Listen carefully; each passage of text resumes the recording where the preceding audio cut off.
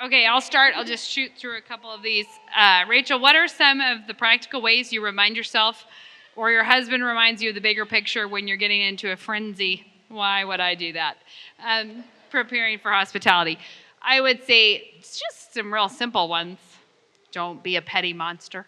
Sometimes I think I'm in the perfect position to ruin everything. This is a great place.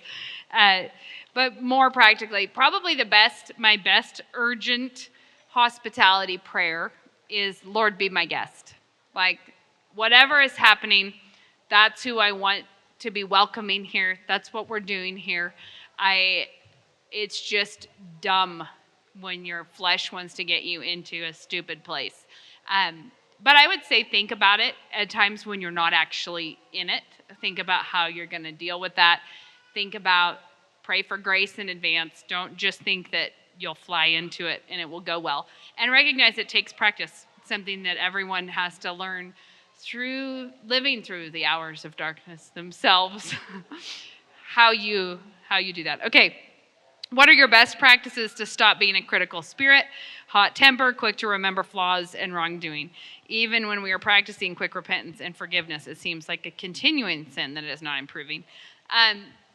Just a couple things. One, ask for grace, pray about it.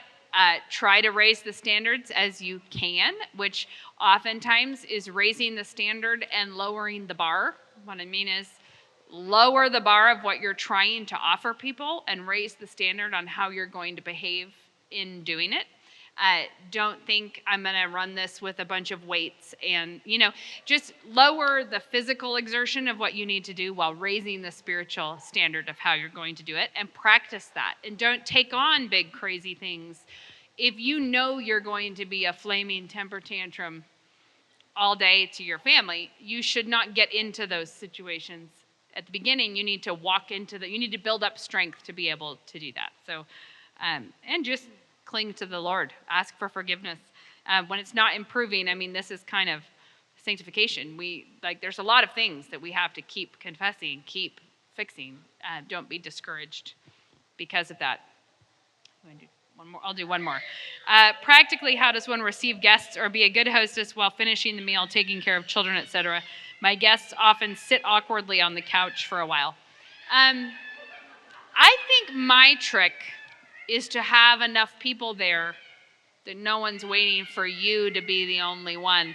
Like, have other people there who can talk to each other. Don't just be... We come early. Yeah. Although we do have a problem at Sabbath dinner sometimes, which is that guests are very typically on time and family is late. She means the Merkles. It's them. Speaking of the spirit of accusation. No, what I mean is, it's good to have someone there to help just be a chit chat, whatever, or plan to have them come into the kitchen. It's okay to say, yeah, sure. Could you cut the bread? Do this. Would you join me? I know that can feel way more stressful, but it does help put people at ease if you're just like, come on in. I say too often, perhaps, it's a working farm. Come on into our house, join us in the action. And the other thing is, I think you just get the more you do it, the more you get used to the awkward moments that necessarily surround it, and they don't give you a panic attack. You're just like, this is a weird lull while I try to make the salad and you sit there. That's what happens.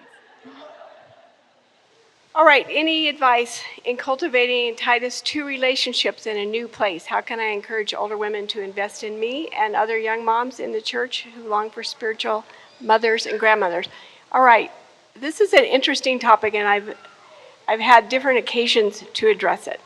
But what I would say is it's fine to pray for older women, but I'm against, and this is a big topic, but guilt tripping people or of having an organized Titus 2 thing, because you just don't know. There may be older women, but they need to be taught by you more than the other way around. Or I would just say get busy with what's at hand and don't worry about it. Because I think young women get distracted and where's the Titus 2 woman? I need her to be at my shoulder, convicting me of sin, righteousness, and death, or what's the third one? Judgment. No, you don't. You have the Holy Spirit, and a lot of you are not in places where there are older women. You're growing your own. And I was in my 20s when we started as a pastor's wife, and I was certainly not an older woman, but I was older than some. So I would offer book studies or whatever, but I didn't ever like come up to a young lady and say, "Would you like me to just sort of be your spiritual mother?" I'm against it. But I am. also, like, I feel like it's distracting when women start focusing on all the ways that other women aren't doing their job and how that's impacting me, instead of just thinking like, well, right, I guess I'll have to step up because nobody else seems to be doing it, and I'll grow into that person. Right, and I did, at the same time, I did seek out older women a couple of times and ask them, not for like marriage counseling or something. Doug and I would have done that together if we needed it. But when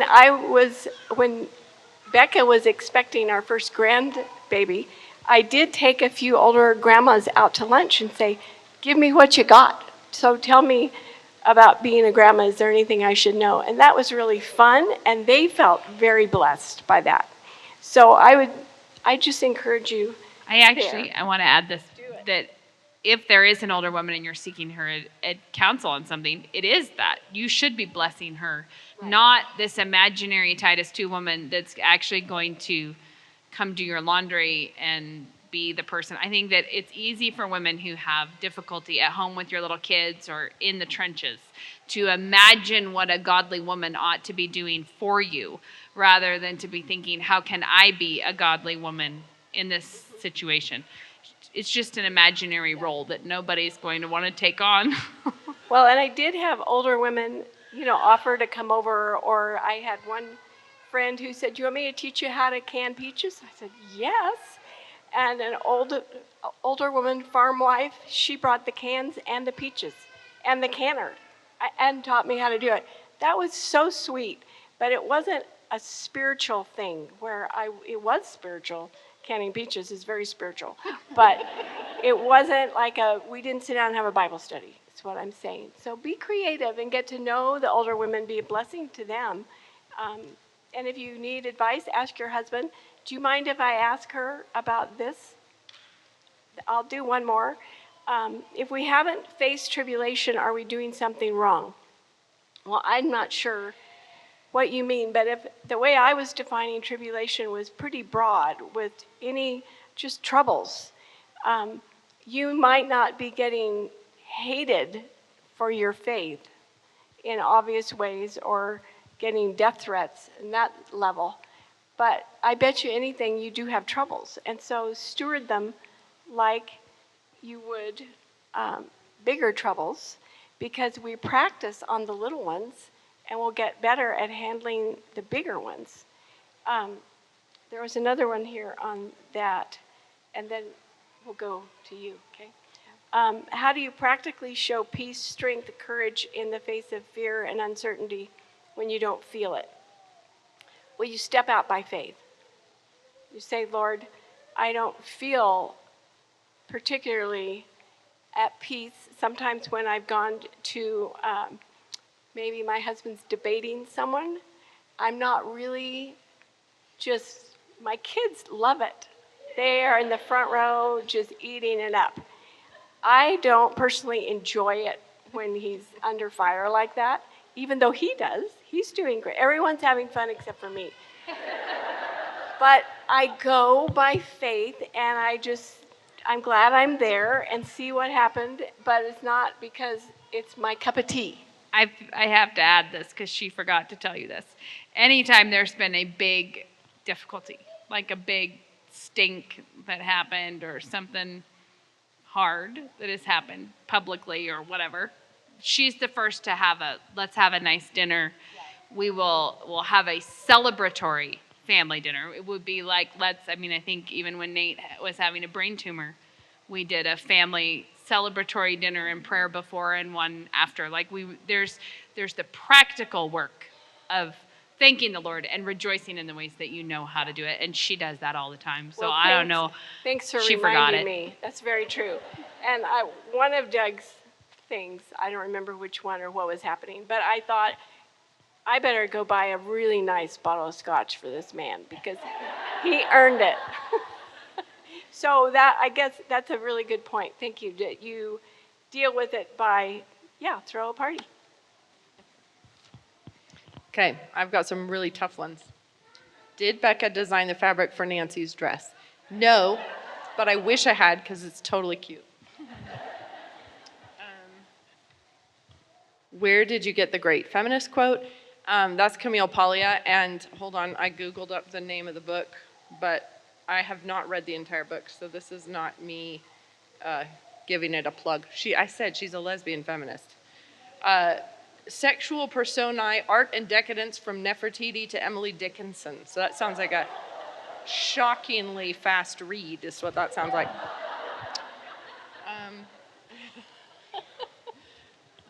Let's see. What is a Uzbek? The thing you always wanted and Rory got for you recently. Okay, so no, sorry. Uzbekistan. He was in Uzbekistan. The thing is a Suzani, and it is they're just beautiful hand embroidered cloths, basically. Some of them are like the antique ones, I think might even be illegal to export. But anyway, they're gorgeous, really distinctive styles. It's just you should, Google it up. Suzani, like Suzani. And it's just a really distinctive kind of local craft. Okay. How do you train and correct children without a spirit of accusation? It's not when you're training and correcting children, you're like that. That's how you do it. When you're training and correcting children, the whole spirit should be a spirit of restoration and forgiveness, right? The whole reason you're there is not to accuse and to saddle them with the guilt. And this is a very common temptation for mothers, is that you would rather see them feel bad than see them be repentant, like you're wanting some kind of penance from them, instead of saying like, oh, that doesn't honor God. Let's get that right. Let's confess it. It's like, especially if it offends, if it hurts your feelings in some way, the desire is to make them feel bad for what they've done rather than to just lead them back into righteousness. So I would say there's never a time for accusation. Accusation is not the same thing as saying, Charles, you bit your sister. That's not accusation. That's just, we're going through the details of what we're taking care of right now. But you should never be disciplining in the spirit of the accuser rather than coming as an ambassador of forgiveness, for sure. Okay, this is a tricky one. I have Muslim neighbors who don't speak English. Any tips for how to host their family for dinner? I think I would start with seeing if you can communicate an invitation to them. Generally, I would start by trying to build a relationship, trying to be friendly, be warm, offer them something. If you didn't speak the language, would you want to be, just be thoughtful, move slowly, work on it, and be helpful in other ways if you can be. Okay, how can I be hospitable on a Sunday when it seems like work?